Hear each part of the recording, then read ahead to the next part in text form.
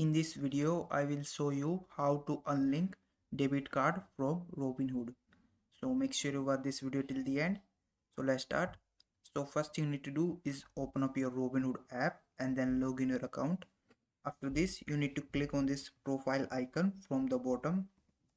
After that, you will see several options such as free stocks, investing, transfers. So from here, you have to tap on this transfers option.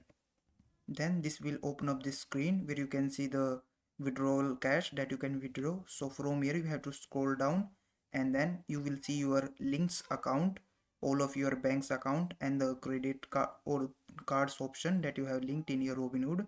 So what you need to do is just select your debit card from here, and then this will give you these two options.